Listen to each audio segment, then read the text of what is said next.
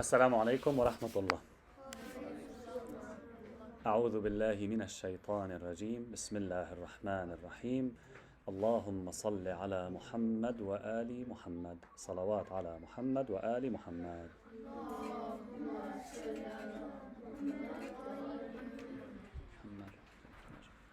MashaAllah. It's really nice to see all of you here. Very, very happy to be with you. If I may ask, who is the youngest here? Do you think? Ali or Abbas? Abbas, how old are you? 5. Ali? 6. Who's the next youngest? After Ali and Abbas? How old are you? 9. Anything else? Any lower than 9? Zayn, are you 9? Anyone younger than 9? Okay, so good. No, good, mashallah. That's a really, really nice spread. That's a really nice spectrum of age, yeah? Okay, who's the oldest here? How old are you? 14, mashallah. 12. 11, mashallah. Zahan. 10. 12. 11. 9. 13. 13, mashallah. So good. So I think most of us here, are between the age of 9, 10 and 14. Sajjad, how old are you? 11, mashallah, okay. And we have also people who are younger than 9, mashallah. So it's really nice to see everyone here. So the discussion today is going to be focused on this age group. Yeah? For us, everyone here, between the age of, let's say, 9, 10 to the age of 14, 15. And that doesn't only apply to boys, yeah? So it applies also to girls as well. Now, if I may ask you, everyone, when you think about this age group and you remember Karbala, who are the people you remember? Shout some names, yes. Maybe Zainab. Any other names who are younger? Sakina. Any other names that are older? Ali Akbar. Any names that are younger? Qasim, Yes, we remember Qasim, yes. Imam Hussein alayhi salam, yeah? Imam Hussein was, do you know how old Imam Hussein was in Karbala? No, close to 60. Less than 60. I remember Ali Akbar, mashallah. 57, Hassan. Imam Hussein was 57, in Karbala, yes? Do you know how old Qasim was? 13. Brilliant. Yeah? So basically, if we remember Karbala and we remember our age, we think of whom? We think of Qasim. Yeah? Which means that if any one of us was in Karbala, and we all wish that we were in Karbala, don't we? We do wish that we were in Karbala, so that we support who? So that we support Imam Hussein. We don't leave him alone. And therefore, if we were in Karbala, we would have been like Qasim alayhi salam. And Aun and Muhammad too. Yeah, they were young boys, right? Which means that, in Karbala, there's no age limit. There's no age limit. There was the youngest people, and there was the oldest people. Habib bin Mudahar. Habib, he was a companion of Imam Hussein. He supported him too. He was, more than 70. He was, I think, 80 even. Even more than 80, actually. So there's no age. When we talk about Allah subhanahu wa ta'ala, when we talk about Ahlul Bayt, everyone, since you're born, until the last moment of your life, yes, you can love Ahlul Bayt. You can be with Ahlul Bayt. So, if we think of Qasim who, by the way, Qasim, he could always, anytime he could have left Imam Hussein. Anytime. He could have said, look, I'm still young. I'm a young boy. I'm still little. Why do I have to be with you, O Hussein? So let me leave. Let me go and play. But he didn't. No time he said that, actually.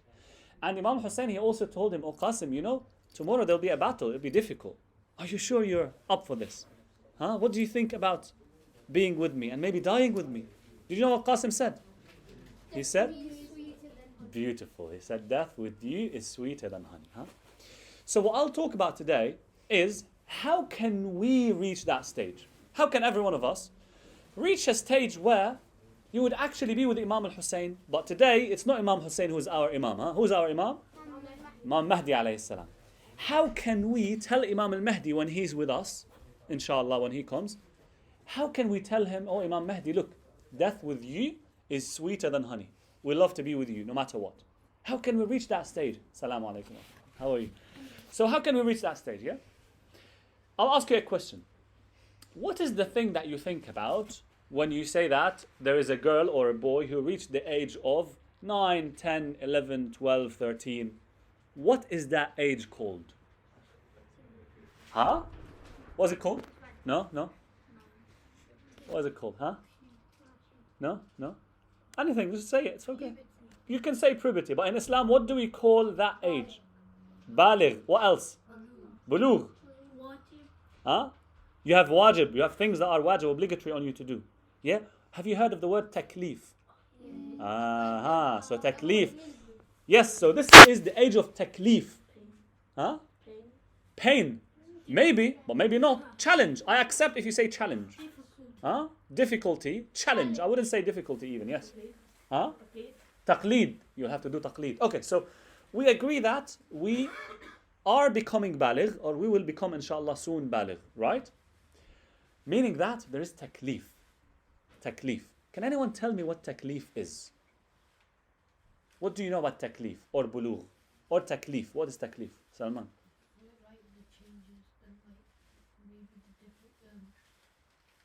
So there are changes, yes, that people undergo, maybe physiologically, yes, maybe also psychologically, mentally. You are more smarter, huh? You're growing up. You're becoming what? Understanding more, huh? What is takleef? Takleef is actually a time where Allah subhanahu wa ta'ala gives you the honor. Listen very carefully. This age, your age, is an age of honor from Allah. Why? Now you are qualified that Allah speaks to you directly and tells you, look, Zain, Salman, everyone, Kiyan, huh? Every single person here, you are now, mashallah, growing up. You are smart, you're understanding. You are honored with me talking to you and telling you, now it is your time that you can pray and you can understand what prayers is. Right? If you see little children, let's say if you see, a child who is 3 years old, huh? What do you say? Do they understand? They don't understand. Huh? But once you grow up, you grow older and older and older, and you reach this age, you realize that, wait a minute, look, I can understand things. I can understand things. If Allah tells me, look, it is wajib on you now to pray.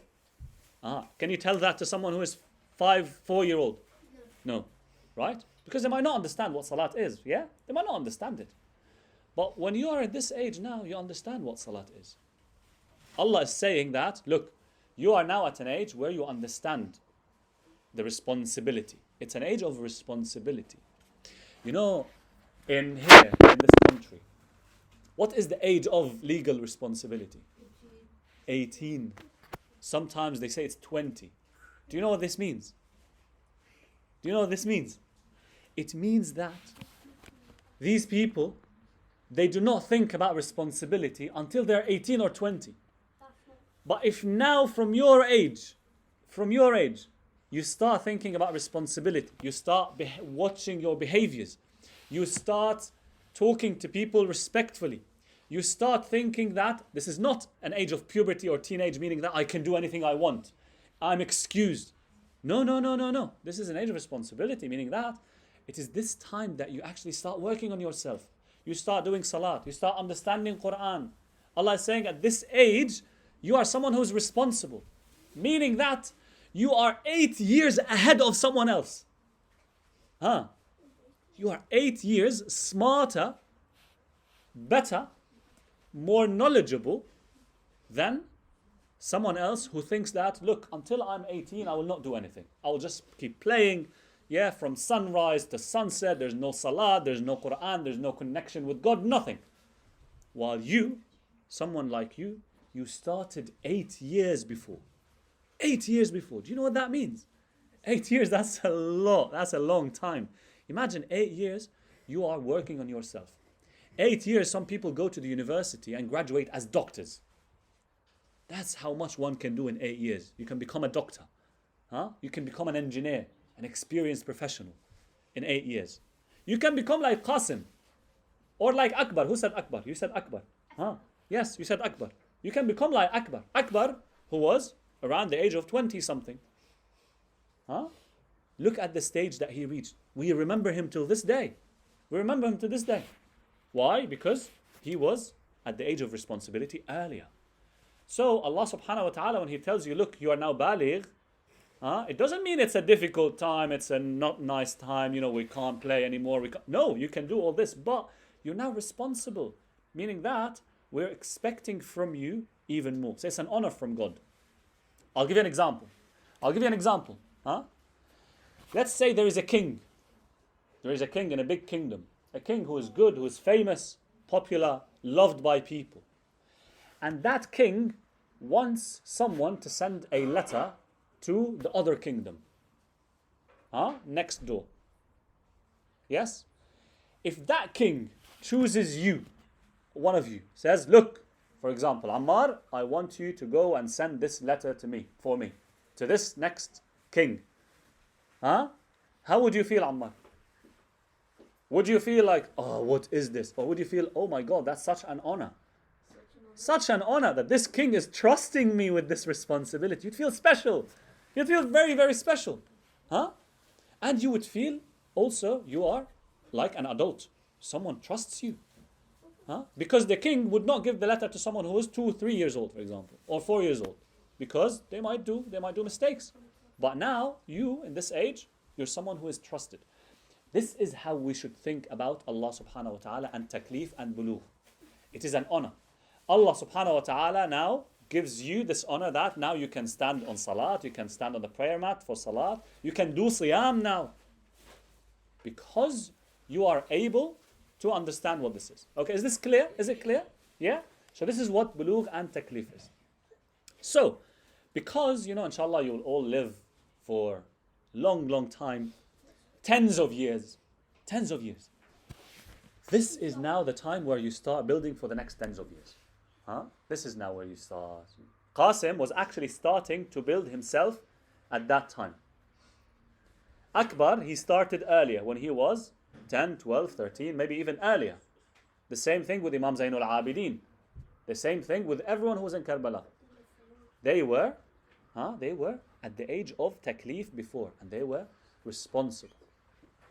Okay, now if I ask, what can we do practically so that when we grow up, we are like Qasim, or we are like Akbar, or we are like Imam Zainul Abidin, or we are like, who else?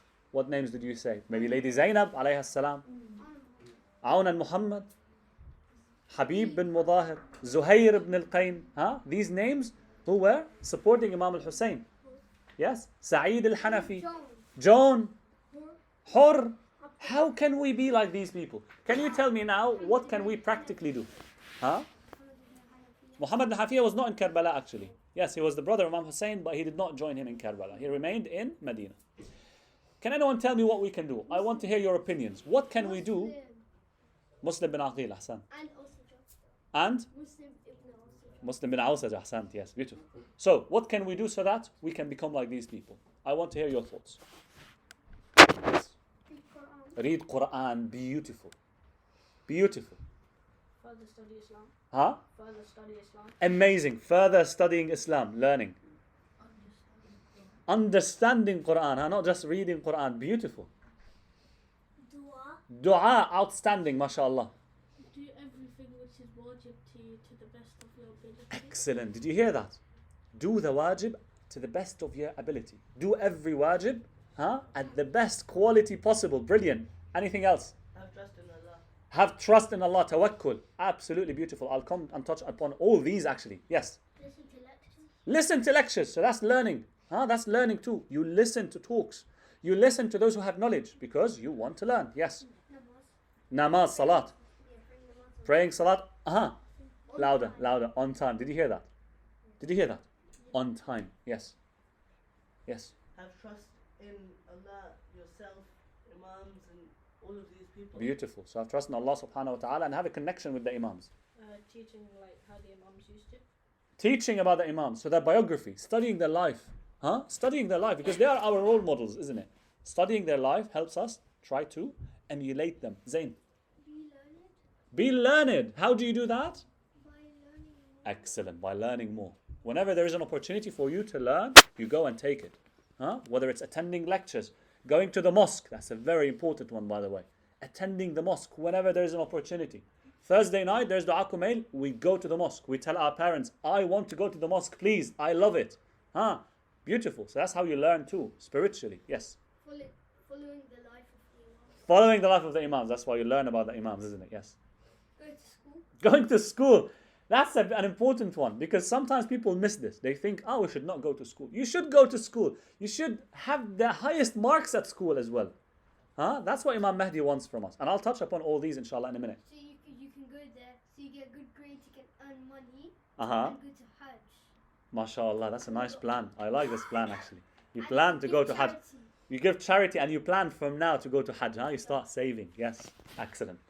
I forgot. That's fine. Being a good person. Being a good person. Huh?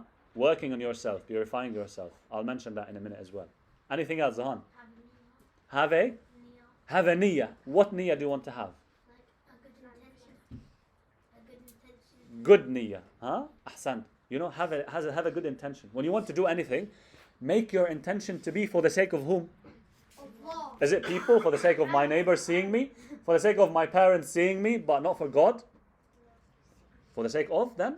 Allah subhanahu wa ta'ala. Hassan, for the sake of God you do it. Yes. And have integrity. What does that mean? Excellent. What does that mean? To do things good when nobody's watching. Exactly. When no one is watching. Because who is watching? Allah. Yes. It doesn't matter who is watching and who is not when Allah is watching, isn't it? Because you do your things for the sake of God. Huh?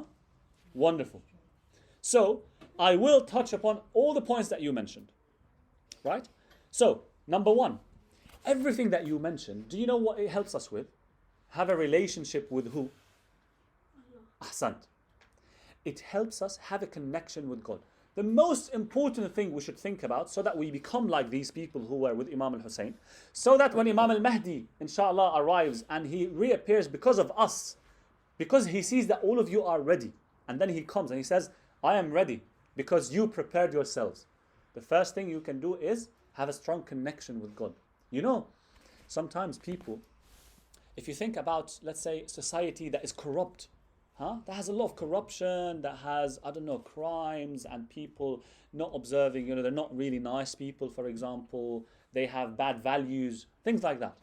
Do you know why this happens? Do you know why this happens? When does it start that people deviate and go to corruption? Because they have not been brought up well. They've not been brought up well, that's one. But they've been brought up far from whom? Hassan. They're far from Allah. Do you know when you disconnect from Allah, what happens? Disconnect meaning what? You stop salat. You stop talking to God. When you're alone before you sleep, you don't talk to God. You don't pray to God. You don't read Quran. You abandon the Quran. You put the Quran on the shelf and the layers of dust will be like this thick. You disconnect from God. Then bit by bit by bit by bit, you become like these people. And if you do that, if you multiply that by not just individuals, imagine a whole city are like this. A whole country are like this. What happens to that country or to that city? They become disconnected. They become disconnected from God. They become far from God and they become corrupt. They become corrupt. That's where corruption starts. That's why Ahlul Bayt, or the prophets, they came to remind us, don't forget God. If you forget God, you will forget yourselves eventually. Allah says it in the Quran. وَلَا تَكُونُوا كَالَّذِينَ نَسُوا اللَّهَ فَأَنْسَاهُمْ أَنفُسَهُم. Do not be like those who forgot God and then they forgot themselves. God made them to forget themselves. When you forget God, you go to paths that harm you. Connection with God, that's a very important thing. The second thing was mentioned here. It's a very beautiful point. Very beautiful point that we can do. Salat, because now salat will become wajib on most of you. Maybe it is wajib on some of you if you are baligh. Salat or prayer, someone said on time, On time, remember? Salat on time. Yes, the second thing is what? Salat on time. But when I do salat, let's say adhan is recited now. Okay? Adhan is recited now. And we are sitting here and talking. What should we do? And we are talking about Islam. Stop talking and pray. Do you agree? Do you agree? Yeah. Do you agree? Do you agree? Yes? Do you agree? Do you agree? Do you agree? Do you Yes? agree? Priority is for salat. Do you agree? Okay. So, if we're talking about Islam, if we're talking about Islam, that's a very important thing, isn't it? It's a very good thing. Still, salat is more important. On the day of Ashura, before the battle, actually within the the military actions and the battle was actually there, someone reminded Imam al-Hussein or told him that Imam, I think it is time for salat. The people were fighting. There was war. Imagine. Imam al-Hussein told him, yes, you remembered prayers. May Allah make you of those who pray. Meaning that, may Allah make you of those successful in the afterlife. Huh? He remembers salat in the most difficult times. And they are doing jihad in the way of God. They're doing one of the most honorable things. Defending Islam. Still, salat. There's nothing that is, that is an excuse. You say like, salat comes later, it's okay. I'm watching a movie with my family. No. You pause what you're watching. You go pray and pray together also. That's a very beautiful thing to do as a family. And you come back and you continue whatever you're doing. Yes, salat comes first. Okay, so salat on time. Yes? Like when Imam Muslim went to Mecca to do Hajj, and then he stopped his and so Yazid can kill him. So that's why Imam Hussein alayhi salam was forced to leave Mecca. Beautiful. So Imam al-Hussein alayhi salam did not want that Mecca would be disrespected, and he had to leave Mecca. Yeah? And of course there he did pray on time. Do you think? He did salat on time. Imam al-Hussein did salat on time. There's no compromise there. Okay, so let's say now we stop what we're doing, we go do salat. How should we do the salat? What should our mind be filled with? What should we think about? Yes? Allah subhanahu wa ta'ala. What else? The love. Nah? The love for Allah. Beautiful, the love for Allah. Yes. What you're actually saying. Nah? What you're actually saying. So you think about what you are actually saying. So if you're like saying, If you are saying Bismillah ar-Rahman ar-Rahim, you understand what you're saying at least. You need to understand what this means. Yeah? Not just say, mumble words. Of course, sometimes you don't understand all the words in salat, that's fine. You learn. And this is where everyone here, a lot of you said, you learn. You learn what this means. You learn what Fatiha means. Yeah, you have to go and learn. And it's easy, inshallah. Once you learn, you're very smart here. All of you are very smart. Once you learn it, it sticks, inshallah. Anything else that we should think about? When we first start praying, we should clear our minds of anything we've been doing, Beautiful. watching. Beautiful. And we should obviously first just think about Allah. Outstanding. And think about what we're reciting and why we're reciting. Yeah. Do you agree with that? Do you agree with that? Zain? Pardon? You face the right way. So you do salat properly. Yes? Yes? But in your heart, it is called, what do we call this? All this that you described, you know what it's called? The presence of the heart. The presence of the heart. Now, all of you are listening to me. Your minds are present. You're not thinking about what is there in the garden, what is there, what food is there in the kitchen, for example, right? I hope you're not. So, you're all focused with me. Presence of the heart, meaning that you go to salat and you really feel Allah subhanahu wa ta'ala. You feel that you are talking to God who knows everything about you, who loves you, as Zain mentioned. Very beautiful point. You are talking to God. Again, remember the honor. Allah is honoring you that you are now able to talk to God. If now I tell you, look, let's go and visit your marja. You're going to see your marja. Yeah, if you follow Sayyid Sistani, for example, I tell you, look, tomorrow let's go to Iraq. We're going to see Sayyid Sistani. Honestly, how would you feel? Amazing. You'd be so, your heart would be shaking, right? You'd be so excited about it. If I tell you, let's go and see the Imam Mahdi. Really happy. Honestly, you would feel ecstatic, isn't it? Honored. Honored. You're going to stand before Imam Mahdi and talk to him. Okay, who is greater? Allah or Imam Mahdi? Allah subhanahu wa ta'ala. Imagine Allah is telling you now, you can stand on the prayer mat and you are talking to me and I'm listening. Isn't that an honor? The King of Kings, the owner of everything, the most powerful, the most knowledgeable, the most loving, the most merciful, the most just. Allah subhanahu wa ta'ala. You're standing before Him. Yes? Isn't that an honor? Does that not deserve that you actually think that, oh my God, I'm standing before Allah subhanahu wa ta'ala. Yes? I'm praying to Him. I'm relying on Him. I'm asking Him. He knows me. He knows what I'm thinking. He knows what I need. He knows what I want. He knows what I wish for. If it is good for me, He will give it to me, inshallah. Yeah? And you have this feeling that I'm talking to God. I'm standing in front of God. So that's very important. That's a very, very important thing. Yes? And this, what does this give you? Weakness or strength? Do you feel weak or do you feel strong? You feel strong. You feel confident, don't you? Feel confident that nothing can break you now. There's no challenge that you cannot face. Because who is on your side? Allah subhanahu wa ta'ala, the most powerful. When Allah is on your side, nothing can defeat you. Nothing. That's why we should always be with God. That's why we should always have this connection with God. Because it means that nothing will defeat you. You are on the side of God, the most powerful. It's a very important thing to remember. Very, very important. Okay. We said connection with God. Always have God in your mind. Always love God. We said salat.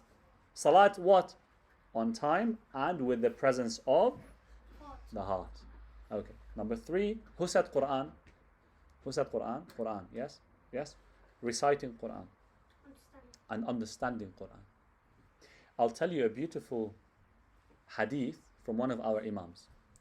Abi Abdullah. Do you know who is Abu Abdullah? When we read that, Al-Imam Abu Abdullah. Who that is? No. Not Prophet. Someone said Sayyid al-Shuhada. So Imam Hussein, he was called Abu Abdullah. There's another Imam who was called Abu Abdullah as well. No. No. He is our Imam number 6. Ahsan. Imam Ja'far al-Sadiq. Yes? Do you agree? Do you agree? Do you agree? Imam Sadiq, his kunya, his other name, title, Ahsan, is Abu Abdullah. So whenever we read Abu Abdullah said, it could be Imam Hussein, but most likely it's Imam Sadiq, our 6th Imam. Imam Abu Abdullah Sadiq says, alayhi salam, Man qara al-Quran, Allahumma salli ala Muhammad wa ali Muhammad. He said, Man qara al-Quran wa huwa shabun ikhtalata al-Quranu bi lahmihi wa damih. Whoever reads the Quran when he is young, when she is young, the Quran will mix with his or her flesh and blood. Can anyone tell me what this means? Can anyone tell me what this means? Whoever reads the Quran when he is young, like yourselves, the Quran will mix with your flesh and blood. Become part of you. You won't forget it. Yeah, it becomes an essential part of you. That's a beautiful description. Or like the good things about it, or like showing your. Excellent. It will show, it will display in you. The Quran will manifest in you. Beautiful. Yes. It will stay in your heart. You what? It will stay in your heart. It will stay in your heart forever. Yes. You'll understand it. You'll understand it here and here. Yes. It becomes habit. Becomes a habit. Becomes a habit. Yeah, you grow up and you don't forget it. You live by it. Yes. It'll become your favorite thing. Becomes your favorite thing. It's the thing that makes you happy, actually. Yes. Can't live without it. Can't live without it. Yeah, can't live without it. Blood. Like Imam Zayn al-Abidin, our 4th Imam, alayhi salam, Imam al-Sajjad. Salamullah alayhi. Allahumma salli ala Muhammad wa ali Muhammad. Do you know what he says? He says, look, if I were left alone in the world, but I have the Quran only, I wouldn't feel lonely. If I were left alone in the world, and I would have the Quran only, I would not feel lonely. Why? Because this is what the Quran has become with him. His best friend. The Quran is his best friend. Yes? I'll tell you something. You know what happens when we die? Do you know that? That the angels will come and ask us questions. What did you believe? Who's your Lord? Yes? Who's God? Who's the Prophet? Do you know him? Do you know who will be the people who will answer properly? Is it the people who remembered it here? Like, yeah, La ilaha illallah Muhammad Rasulullah. So Allah is our God, Muhammad is our Prophet, and they just remember it here. But they don't have it here in the hearts. It didn't mix in their flesh and blood. It has to come from the heart. Yeah? When you read the Quran, Bismillah ar-Rahman ar-Rahim, Alhamdulillahi Rabbil Alameen, Ar-Rahman ar-Rahim, Maliki Yawm, and you don't understand anything of what you're reading. Or you don't have a personal connection with the Quran, that you read it every day, before you sleep, when you wake up, before Salat, after Salat. You don't have that connection. And then, on the Day of Judgment, Allah will ask you, okay, what did you know from the Quran? Do you think you will remember? Even if you are hafiz of the Quran, do you think you will remember if you did not live by it? Who will remember the Quran in the afterlife? Is it your body and brain, or is it your soul? Your soul. That's why it like mixes with you. Exactly. Now you understand what it means when we say mix? Say it. Becomes part of you. Is it part of your brain or part of your soul? It's part of your soul. And which lives to the afterlife? Is it your brain or is it your soul? Your soul. So how do you make the Quran part of your soul? Read it and read it and read it with love. Understand it too. So we should make the effort to read and understand the Quran. Passion for it. So if I tell you now, okay, what will you do today when you go home? If we say we have to read the Quran, what do you do then? Do you not have a program? Huh? Do you not promise yourself that inshallah today, tonight, before I sleep, I'll open the Quran, English translation. I'll read a page, at least half a page if you can. Huh? If you can't do a page, do half a page. With translation and try to understand it. Not just understand it, try to live by it.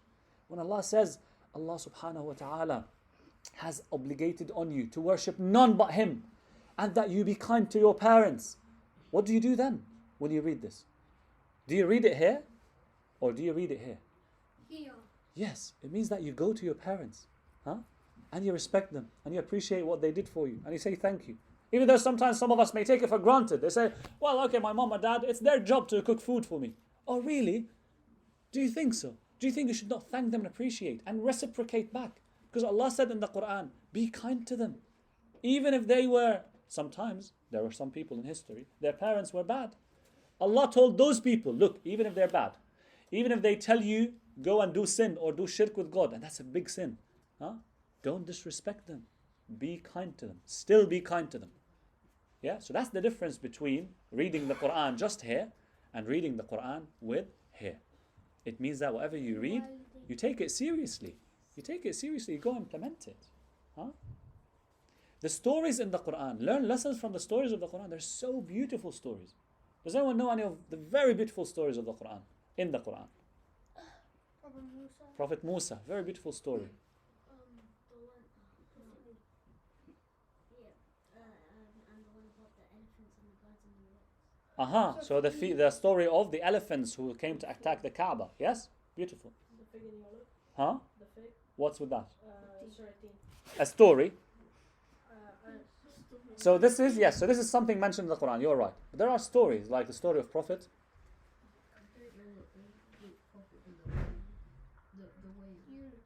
Yunus, Prophet Yunus. Surah Shams. Surat Ash-Shams, does it have a story? Yeah. Exactly, do you remember which story that is? It's about the story of the she-camel. Exactly, the story of the people of Thamud. Thamud, yeah? Who killed the she-camel, yes. Lahab. Or Prophet Salih actually. Abu Lahab, yes. Do you remember any prophet that is a full story, a full surah and a full story of a prophet? Zahan. Did you say Yusuf? Excellent. Do you know the story of Prophet Yusuf? Yeah. Huh? If you've heard of it. That's Prophet Yunus. It's stuck, you said, huh? In the well. No. That's Yunus, yes. There's Prophet Muhammad. It's Prophet Muhammad sallallahu alaihi wasallam. But there is a surah that is called Surah Yusuf, and that surah is a full story. One of the most amazing stories in the Quran, which everyone should read and learn. Everyone should read and learn. If you haven't read it, go and read that chapter. English translation, be it. Read the English translation. Such a beautiful surah. You learn so much from it. Huh? You learn, for example, when Ibrahim and Ismail, there's a story of Prophet Ibrahim and his son Ismail, who was your age. Ismail, who was your age. Prophet Ibrahim told him, look, Ismail, my God commanded me that I slaughter you. It's a very difficult challenge. Do you know what Ismail told him? He said, oh father, if God commanded you that, yes, do what you're commanded. You'll find me patient. I'll listen to you. Submission to God.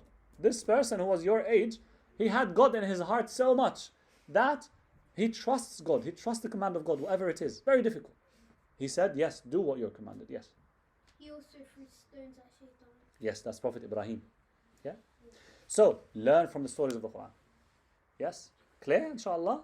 Inshallah, we should all try to have a program reading the Quran every day. Not missing any day, inshallah. The other thing I want to tell you is how we benefit from this age of yours is that, you are people with potential. What does potential mean? Your age is an age of energy. It is a very beautiful age. If you ask everyone who's older than you, including myself, what do you wish? Do you know what they'll tell you? I wish I can go back to your age. Try it, yeah? Try it. Honestly, you've heard it, yeah? You've heard it. I wish I go back to your age. I do wish I go back to the age of your age, actually. Huh? We do wish that. Do you know why? It's such a privilege, it's such a great thing, that age of yours. Because you have a great energy. You have a great time. You have a great potential. You know that you are one of the most influencing people on earth. Do you know that? Do you know that people you could influence your friends? Do you know this? Huh? When your friends see you, someone who is obedient to God. Someone who has a great ethics. What does it mean? Great manners. You're kind to people around you. You don't skip salat. You pray on time with presence of the heart. You give charity. You attend the mosque. You're kind to everyone. You're a smiley person. You're a happy person. People like to be like you. People want to be like you. Huh? This is where, at this age of your age, your responsibility starts. That you influence the people around you. You influence the people around you. You might not believe it, but I know stories of someone your age, influenced his parents. Because they would see him praying salat, not skipping salat. They would feel bad. They'd say like, oh, I'm actually skipping salat. I'm not praying on time, but my son is praying on time and they pray on time. I know, it happened. It actually happened. Huh? Some people get inspired by you. When, you see some friends, maybe friends of yours, maybe people who are older than you or so. What do they follow? What do they do? They follow this celebrity. They are influenced by what? The hip-hop culture. These songs. Honestly, you see that. And that's all they care about. Huh? But you, as a person who cares about Islam, who cares about being a well-rounded character, as someone who's respected in society too, you're an influence to these people. When they see you, they want to be like you. That's why you should be always good at school, huh? You should have the best marks at school. Because when you are like this, they will say, oh, look at this beautiful Muslim. Look at this Shia of Imam Sadiq alayhi salam. Imam Sadiq says that. When people look at you, they should say, oh wow, mashallah. Our sixth Imam, he raised really good people. That's who you should be. This is the age where this starts. Good at school. Huh? Good in sports. Do you do sports? Do you exercise? Do you like exercising? Raise your hand if you like exercising. Yeah? You should do exercise. You should do sports. And you should be good at it. You should try to be good at it, inshallah. Because guess what? Imam al-Mahdi, does he want people who are weak? Or does he want people who are strong? He wants people who are strong. Not necessarily ripped, yes? You don't have to be ripped. But yes, you have to be healthy. You have to be healthy. Live a healthy lifestyle.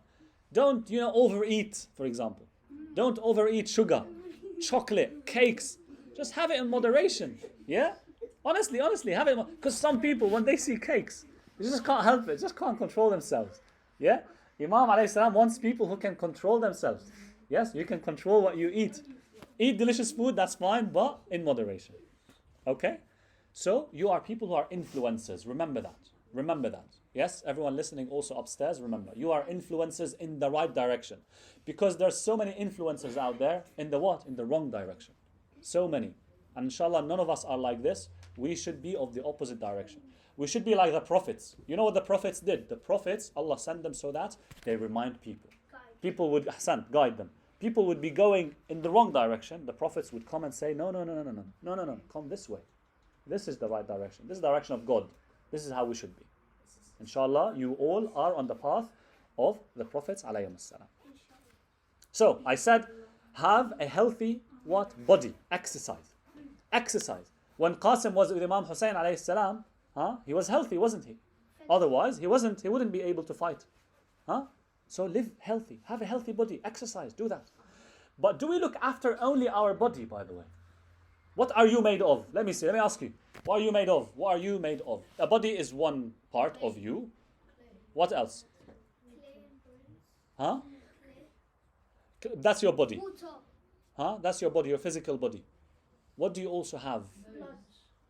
Bones, that's your physical body. Blood, that's your physical body. Lungs, that's your physical body. Your soul, Your soul. Do you remember when we say you pray salat? You pray salat. You learn about Islam. So that you feed what? Do you feed your body when you learn, or do you feed your soul? Feed your soul. When you do dua, Quran, you feed your soul. What else? What else do we have? When we learn, what do we feed? Our body? Or only our soul? Or there's something else that we feed? Yes. Our mind, our intellect. Meaning what? You learn more. When you go and grab a book and read a book. Yes, Ammar? When you grab a book, what are you feeding? Are you feeding your body? or are you feeding your Soul. and Your mind. mind and intellect? Huh? Yes? Because the three things have to be nurtured. And your body. And your body. Never forget these three. You know what? Some people do. Some people forget one or two of them. Always. Some people go to the gym because they want to be ripped. They forget that, man, it's prayer time. You should go and do salat. No, I want to stay in the gym. I want to be ripped. So they remembered their body. They forgot their salat, which means they forgot their soul and intellect. If Okay? if you don't pray salah, so let's say you go to the gym, right, and you ignore salah on purpose, then you won't be ripped even if you keep going. But Maybe you will be ripped, but maybe Allah subhanahu wa ta'ala does not support you to become ripped. Or a Huh? weight could fall on your head. Something can happen, yes. Something can happen. So always make sure that you are on the side of God. Because if you are on the side of God, does it matter what happens? Huh? Is it important? It doesn't matter. If you think, if you're on the side of God, everything will be fine. You'll be happy. No matter what happens. Whether you be ripped or not. Okay? So read. Be good at school. Learn well. And read. Learn about Islam. Everyone mentioned this. Huh? Go to the mosque. Attend the mosque. Attend the mosque. Because this helps your intellect and your soul. Of course, you should also work on purifying your soul. Yes? How do we do purification of our soul? Do you know that? Do you know how? Huh? Wuzu, maybe? No? Do you know what purifying our soul means? Yes? It means that you become a better person. It means that when you talk to God in dua, you are very happy. It means that when you talk to your parents, if you're angry, you control your anger. You never cross your boundaries of disrespecting, for example. That's the boundaries of respect. You never disrespect. You're in control of yourself. This means you're purifying your soul. You remove from yourself anything that is bad. You're not an angry person. You're not a greedy person. Huh?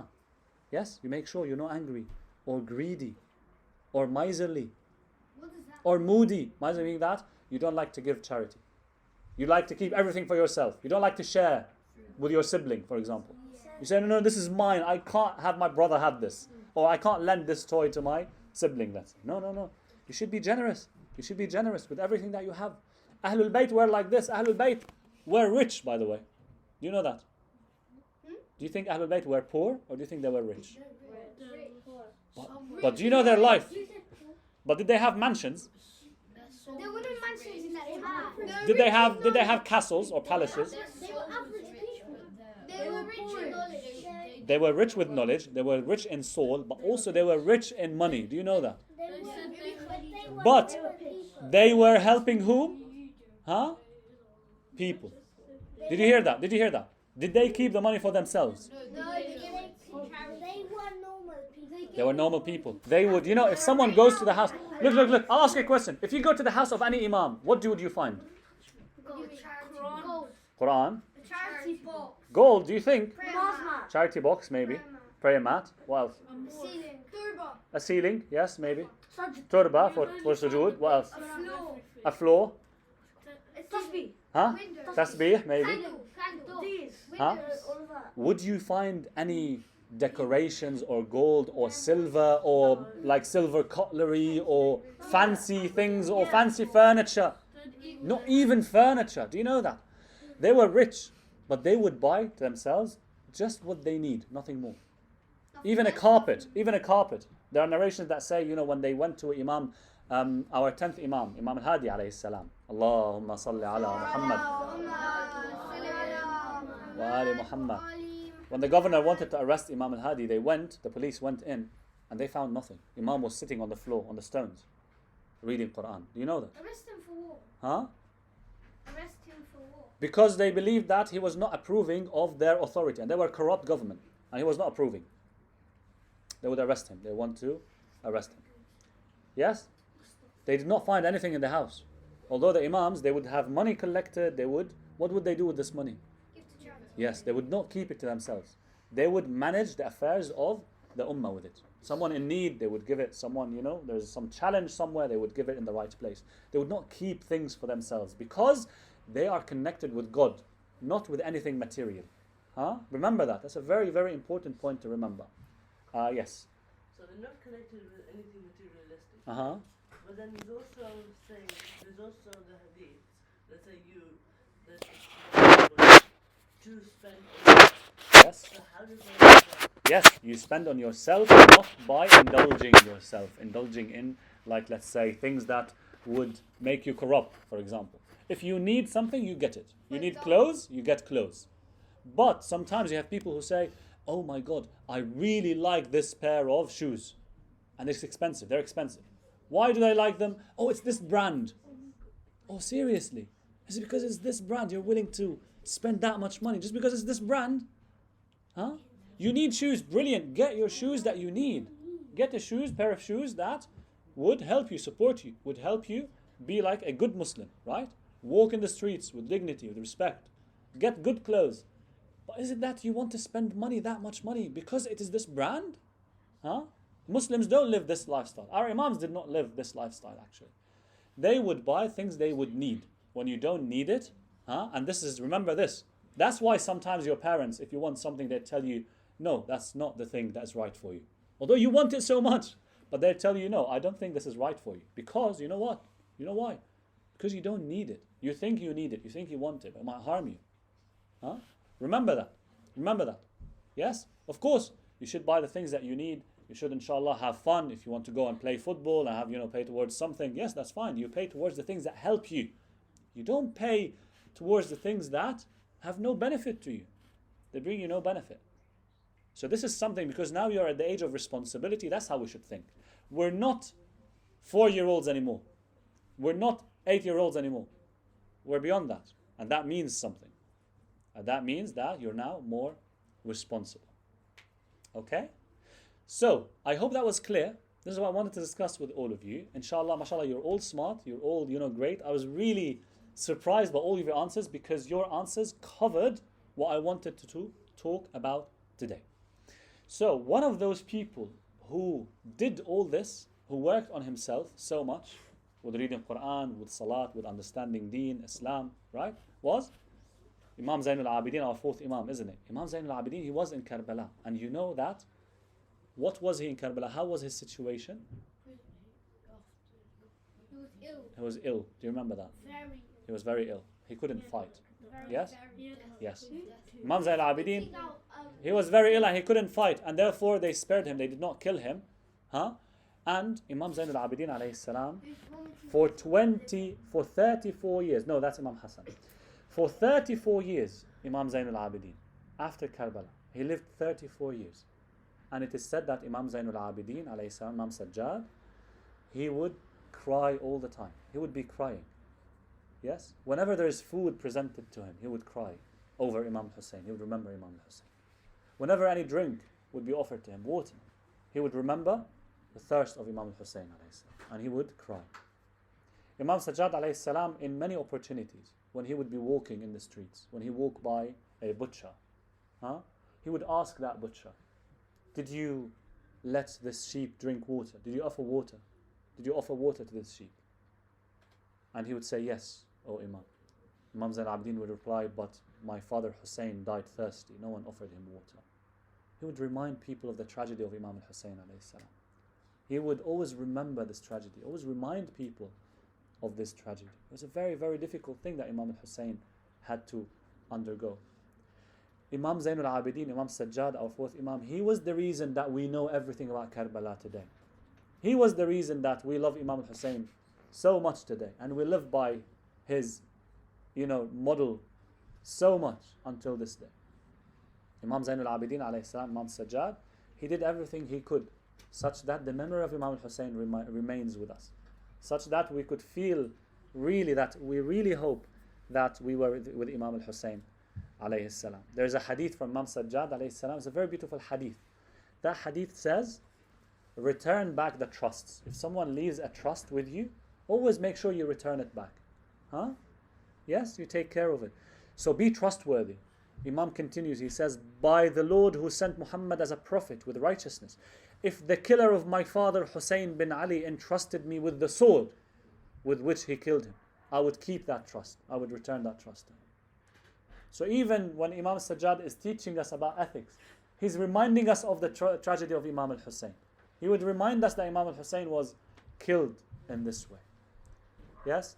Inshallah, we ask Allah subhanahu wa ta'ala that He would allow us to be truly of the followers of Imam al-Hussein, like Qasim was, like Akbar was. We ask Allah, inshallah, that we truly become the followers of Imam al-Mahdi, ajalallahu ta'ala, farajahu al-sharif. And inshallah, we ask Allah that we would be one of the reasons that Imam al-Mahdi would reappear. Because it is not only that we're waiting for him, he is waiting for us. Imam al-Mahdi would establish justice in this world. When he reappears, inshallah, there will be no injustice. Yes? And if we want this to happen faster and sooner, we have to become very good very soon. Yes? We have to implement what we learned today as soon as possible, inshallah.